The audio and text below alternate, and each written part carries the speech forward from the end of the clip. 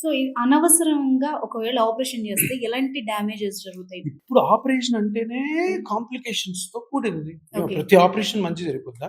హ్మ్. ఇప్పుడు ఆపరేషన్ మోకాళ్ళ ఆపరేషన్ ఏంటంటే ఇక్కడ బోన్ తీసేస్తారు, ఇక్కడ బోన్ తీస్తారు. హ్మ్. పైన మెటల్, కింద మెటల్ పెట్టి హ్మ్. సిమెంట్ ఏసి అతికిస్తారు. హ్మ్. అవును. సో, ఇంత ప్రొసీజర్ జరుగుతున్నప్పుడు, అంత కోత జరుగుతున్నప్పుడు, బోన్స్ తీస్తున్నప్పుడు, ఇంప్లాంట్స్ లోపల పెడుతున్నారు. అవన్నీ మనం చెప్పినట్టు వింటాయా? హ్మ్. కాంప్లికేషన్స్ రావా? టేబుల్ మీద కాంప్లికేషన్స్ వస్తాయి. అందరికి కాదు, కొంత హ్మ్. పర్సెంటేజ్. హ్మ్. అంటే నేనేమంటానంటే, ఇప్పుడు ఒక పెద్ద జబ్బుంది. మీకు హార్ట్ అటాక్ వచ్చింది. హ్మ్. హార్ట్ అటాక్ వచ్చినప్పుడు మీరు చనిపోయే అవకాశం ఉంటుంది. అప్పుడు నువ్వు ఎంత పెద్ద సర్జరీ చేసినా గాని ఒప్పుకుంటారు. హ్మ్. దాంట్లో లాజిక్ ఉంది. దాంట్లో జస్టిఫికేషన్ ఉంది.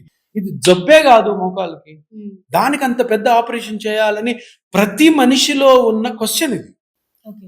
దాని ఆన్సర్ ఎవరు చెప్పరు. ఇంకంతే అమ్మా ఇదే చేసుకోవాలి మీరంటారు. హ్మ్. నేను దాన్ని ఛాలెంజ్ చేశాను. నేనేం చేశాను?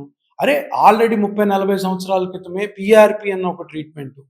ప్లేట్లెట్ రిచ్ ప్లాస్మా అనే ట్రీట్మెంట్, మీ రక్తంలోని ప్లాస్మా మీద ప్లేట్లెట్స్ ఉంటాయి. ప్లేట్లెట్స్ మీద గ్రోత్ ఫ్యాక్టర్స్. ఆ గ్రోత్ ఫ్యాక్టర్స్ మోకాల్లో ఎక్కడైతే అరుగుదల జరిగిందో అక్కడ చిన్న ఇంజెక్షన్‌తో హ్మ్. ట్రీట్మెంట్ చేయడం ద్వారా నువ్వు కంప్లీట్‌గా రికవర్ అవుతావు అని నేను చెప్పలా. హ్మ్. గవర్నమెంటే చెప్తుంది. ఎప్పుడో ఎన్నో సంవత్సరాల నుంచి పర్మిషన్ ఉంది.